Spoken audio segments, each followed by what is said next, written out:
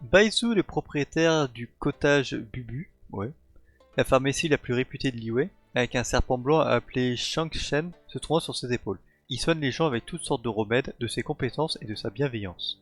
C'est aussi le patron de Chichi, pour info. Détenteur d'un œil divin Dendro, il soigne et protège à grands coups de serpent magique. Au niveau de ses attaques normales, il enchaîne jusqu'à 4 attaques et inflige des dégâts Dendro vers l'avant. Pour ses attaques chargées, il consomme de l'endurance pour infliger des dégâts Dendro de zone vers l'avant après un court délai. Sa compétence élémentaire, diagnostic universel, contrôle un esprit malin qui se promène et attaque les ennemis proches, infligeant des dégâts Dendro.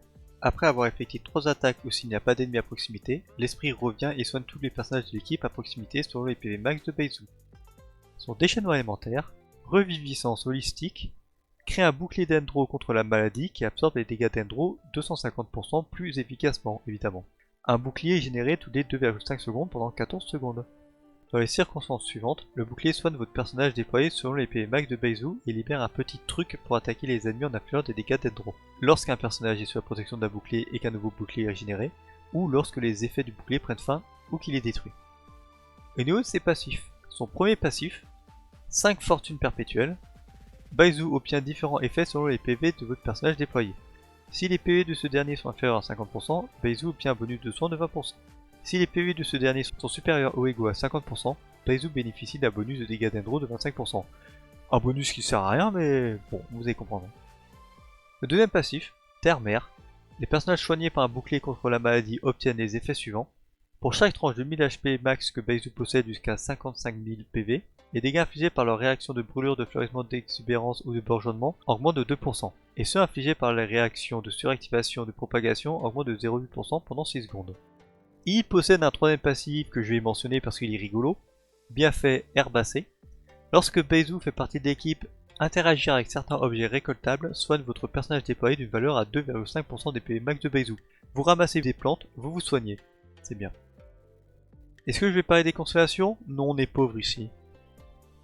Passons aux équipements. Au niveau de ses armes, la Splendeur de l'Azur, c'est son arme de signature mais pas la plus rentable à mon goût. L'arme offre beaucoup de PV et de l'énergie élémentaire. Et un peu de dégâts aussi, mais les dégâts élémentaires on s'en fout avec lui un peu. Le Malice prototype, fait comme le Splendeur de l'Azur mais en moins bien, mais bon comme il est gratuit, eh ben c'est mieux. C'est probablement la meilleure option pour Baizu. Le code de Favonius, elle nécessite d'avoir un bon montant de taux critique pour être efficace, l'arme reste tout de même correcte grâce à sa génération de particules élémentaires. L'étoile du soir errante. L'arme permet d'offrir un petit bonus d'attaque aux alliés en fonction de la maîtrise élémentaire de Baizu. Mémoire de rituel. La réinitialisation de la compétence peut être intéressante pour se soigner davantage ou appliquer plus fréquemment le Dendro, mais c'est tout. Le fruit de l'accomplissement. L'arme est forgeable et donne une bonne quantité de recharge élémentaire, mais n'est pas si ouf. L'histoire de chasseur de dragons. C'est le catalyseur le plus utilisé pour les personnages de soutien. Il permet de buffer l'attaque des alliés et possède en stat des PV très appréciables pour Baizu.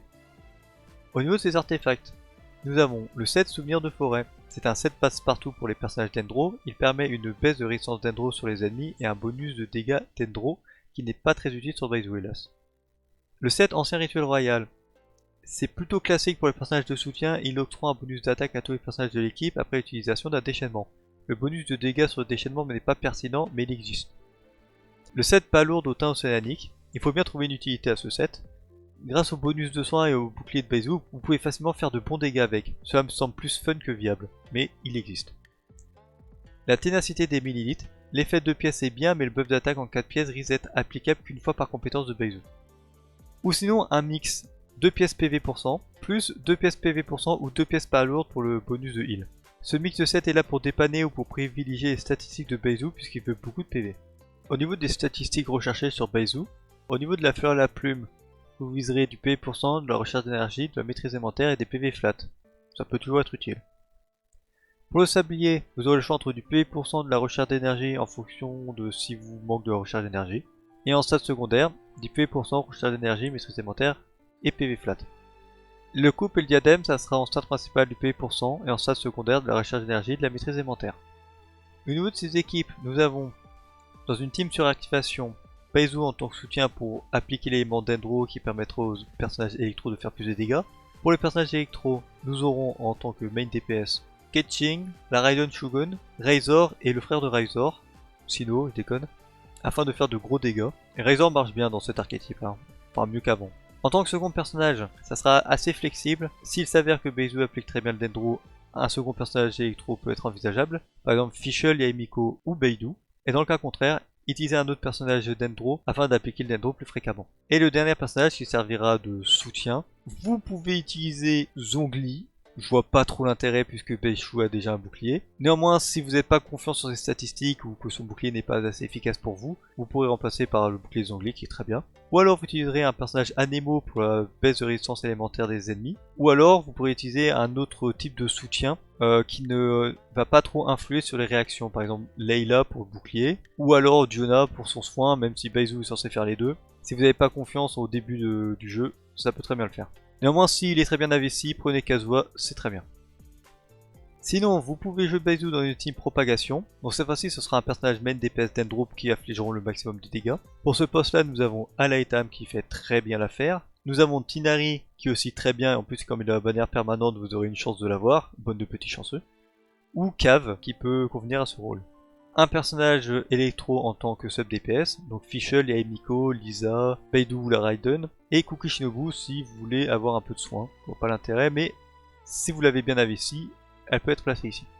Un personnage flexible, comme j'avais cité précédemment, le Zong, vous pouvez faire un pass dessus, un personnage Anemo pour la baisse de résistance élémentaire, un second personnage électro si vous voulez maximiser les dégâts, et un personnage un peu flexible, cryo soutien, pour vous permettre d'avoir des boucliers du sang supplémentaires. Vous pouvez jouer dans une team exubérance, donc c'est quand vous faites péter un noyau Dendro avec de l'électro. Pour ce faire, le personnage électro qui fera exploser le noyau sera Kuki Shinobu, la Raiden Shogun, Razor et Yaemiko. Ils sont très bons dans ce rôle-là. Petite particularité pour Razor, vu que son déchaînement élémentaire est très long, il faudra des personnages qui aient des sorts qui durent longtemps sur la durée. Le déchaînement élémentaire de Beizu dure suffisamment longtemps et se cycle tous les 2,5 secondes, donc c'est intéressant. Xingqiu et Yelan, c'est intéressant parce que ça va suivre le personnage pendant longtemps. Et en second personnage, bah ça dépend de ce que vous avez. On en reparlera. Donc pour le personnage Hydro, Xingqiu et Yelan c'est très bien pour Razor par exemple. Ou alors si vous voulez appliquer de l'Hydro en masse, sur plusieurs ennemis, Ayato pour son déchaînement élémentaire c'est très bien. Et Kokomi c'est très bien aussi, en plus elle a beaucoup de soins et elle applique très bien l'Hydro. Et pour les gens un peu plus free-to-play, Barbara aussi peut très bien faire l'affaire. Pour le dernier personnage, ça sera assez flexible. Soit vous utilisez un personnage Dendro pour appliquer encore plus le Dendro ou affliger des dégâts de Dendro si vous n'avez pas confiance en la capacité de votre Beizu. Ou alors un second personnage Hydro, par exemple Yelan ou Xingqiu si vous ne l'avez pas déjà mis, ils font très bien l'affaire. Ou un personnage Anemo pour la baisse de résistance élémentaire, la grande classique. Et la dernière team que j'ai à vous présenter, c'est une team fleurissement pure, avec cette fois-ci Nilou. Si vous l'avez pas Nilou, vous pouvez faire une team autour de KV. Néanmoins, je vous présenterai ça dans son guide. Donc, Nilou pour faire des gros noyaux qui font boum. Un second personnage Hydro, Xingqiu Yelan si vous voulez concentrer un peu sur du mono-cible. Ayato et Kokomi pour la grande application Hydro en zone. Et si vous êtes plus free-to-play, Barbara, elle fait très bien l'affaire. Un second personnage Dendro, cette fois-ci vous pouvez mettre Collé le voyageur, Naïda si vous l'avez, ou Yao Yao. Sachant que le bouclier de Beizu est censé être plus résistant sur les dégâts Dendro, vous aurez peut-être pas besoin de Yao Yao, donc privilégiez les dégâts dans ce cas-là. Dans le cas contraire, vous pouvez utiliser Yao Yao, de toute façon elle applique très bien le Dendro. Alors au niveau de son apparence, c'est encore subjectif, j'aime pas sa gueule, voilà. Suivant. Est-ce que Beizu sera pertinent? Moi je pense qu'avec son bouclier et son soin, dans une team Nilou, ça va très bien le faire. Il devrait faire le travail tout seul. Après j'ai peur que son application soit pas assez correcte, en tout cas en multi-cible. Et puis il a l'air pas trop mal.